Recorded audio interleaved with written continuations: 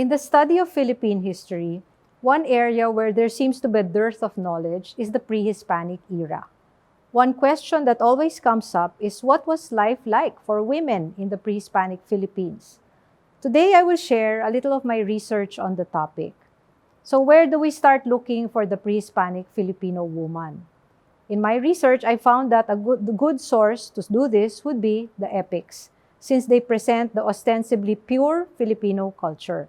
The idea of purity is problematic in itself, but the exercise of looking at the epics shows us a baseline from which to compare. A brief look at some pre-Hispanic epics such as the Hudhud of the Ifugao, the Ilocano Biag ni Lamang, and the Panay Labaw Donggon, the Manobo Agyu, show that women were prominent characters with roles which reflect the egalitarian societies of the pre-Hispanic era and the Austronesian tradition.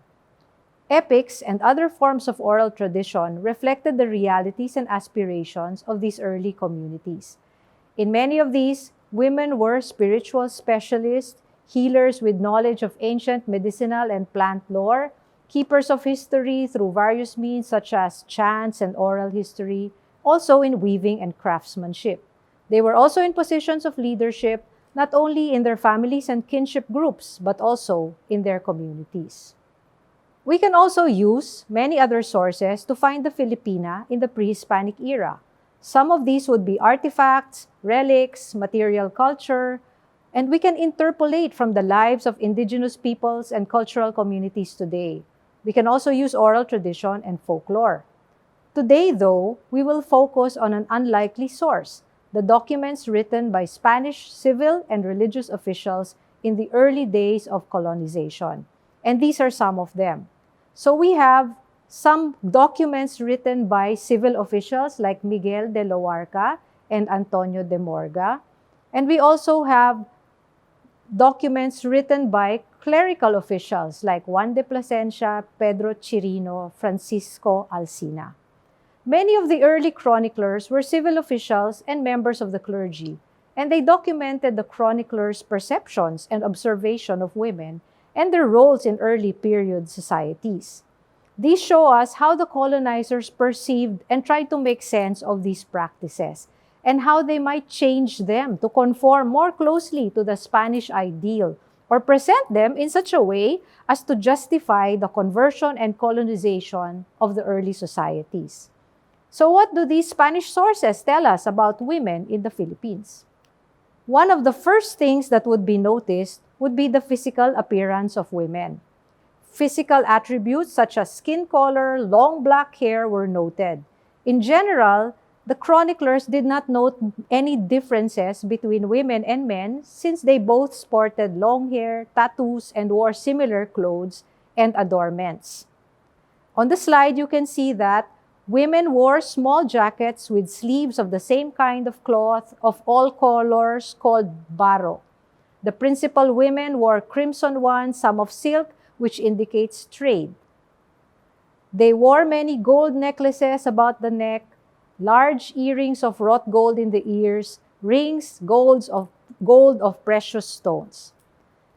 Women's attire was usually made up of abbreviated skirts, filmy fabrics, and accessories of various materials, all of which became subject to moralizing since these were perceived as scanty, flimsy, inadequate coverage. Apart from the physical attributes, the chroniclers commented on the demeanor of women who moved around freely, conversed with men, worked alongside them, engaged in commerce, danced, and sang with abandon. Many of them even carried daggers at their sides. They also noted the economic roles. Early Philippine societies were marked by abundant resources and scarce labor. As is the case in environments such as this, women played important economic roles and many had economic autonomy. Both men and women worked on rice fields and other agricultural endeavors as fisherfolk, traders, and slaves. One of the domains which could be seen as exclusive to women was the weaving of cloth and needlework, products which were valuable and the skill that was esteemed. Today, all over the country, there is a strong weaving tradition, often with distinct regional or communal features. Women were also spiritual and religious specialists, or babaylanes and catalonans. Although these roles are not exclusively for women, women in these roles caught the particular attention of the Spanish chroniclers because this was rare in their own societies. As spiritual specialists, they were interpreters of signs, making them important decision makers in societies in which economic and political choices were often dictated by spiritual or religious signs. For example, in Cordillera societies, the decision to go to war had to be confirmed by a babaylan through a ritual. The egalitarian nature of pre-Hispanic society was also reflected in social roles of women. This can be seen in the extensive observation and criticism directed at such social institutions as betrothal and marriage. The practice of the dowry in the pre-Hispanic Philippines was the direct opposite of that in the Western world, where the dowry was property the bride brought into her marriage to be enjoyed by her husband. Here, it was given by the groom to the woman's parents, and many early chroniclers interpreted this as a depraved practice of purchasing a woman.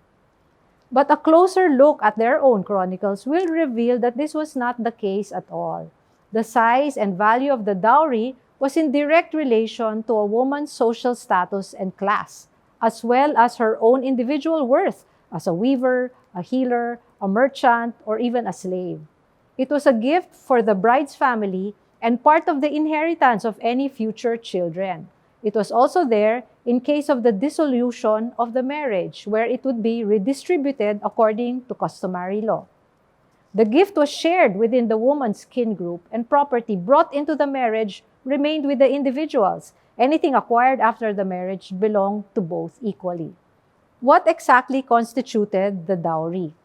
In general, it was made up of movable property like gold, jewelry, heirloom jars and plates, and most importantly, slaves. Women could have their own slaves, and Maginoo women could enslave people on their own authority without having to rely on a father, a husband, or a son to do so. Miguel de Loarca described marriage practices and differentiated them according to social class. An old woman unites the hands of the pair over a bowl of rice, throws the rice over the wedding guest, and declares the marriage is completed. The marriage feast then commences, and the feasting was regarded with distaste by the friar observers, noting that it was, and I quote, made up of racket, reveling, of dancing and singing until they fall asleep with fatigue and repletion, all helter-skelter without any distinction. The clergy decried the participation of the traditional spiritual specialists like the Catalonan and the Babaylan, and the rites that they officiated over, such as the sacrifice of pigs accompanied with dancing, singing, and incantations. But more than the wedding ceremonies, which were seen as depraved and unseemly, the roles of husband and wife were often the subject of criticism by early chroniclers. In particular, the physical, financial, and personal autonomy of women was at odds with Spanish norms. Wives had a great deal of physical mobility, being free to visit relatives, to travel. They could enter into contracts and financial transactions on their own, and they had forms of redress in case the marriage ended. From Loarca, the women are beautiful but unchaste and do not hesitate to commit adultery because they receive no punishment for it. One of the biggest shocks for the early chroniclers was the laxity of rules on celibacy and chastity within marriage. Spanish clergy and authorities were surprised at the cavalier attitude of the Filipinos toward sexual relations and marriage, as well as the ease with which they divorced and remarried. Pedro Chirino, S.J., commented wryly, "The marriage lasted no longer than the peace between them. They are divorced on the slightest occasion." From Loarca, "If the man through dissolute conduct fail to support the wife, she shall leave him and not be obliged to return anything of the dowry that he has given her, and she shall have freedom and permission to marry another man." Antonio de Morga added, "These marriages were annulled and dissolved for slight cause, and the dissolution of properties was mediated by old men and village elders." This occurred commonly enough that there were already customary practices on the division of the dowry. inheritance, and social status of the children, depending on the circumstances of the divorce. So what did the 16th and 17th century Spanish chroniclers find out about the pre-Hispanic Filipino women? They found women who had relative mobility and agency.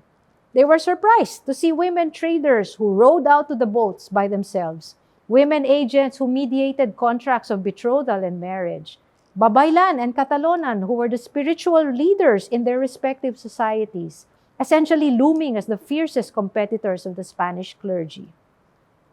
Most shocking to the friars was the relative sexual freedom enjoyed by women and the lax rules on marriage. The women they encountered in the Philippines were vastly different from those in their own societies. This was evident in their physical appearance and demeanor, their active roles in society and economic life, as well as their treatment in the institution of marriage and betrothal. In all of these, the egalitarian nature of early Philippine societies was evident. So why is it important for us to look for the pre-Hispanic Filipino woman today? For centuries now, various forces have sought to recreate the Filipino woman, initially as the devout, prayerful Catholic ideal, the Maria Clara of the 1800s, the good little brown sister of the American period. And looking at the pre-Hispanic Filipino woman will show us the continuities, changes, responses, and transformations, not only for women, but for Philippine society in general. This year, the world will commemorate the 500th year of the Magellan expedition, which brought the Philippines into the gaze of the Spanish colonial empire. Today, this gaze must include the strong, industrious, and independent women of the early Philippines.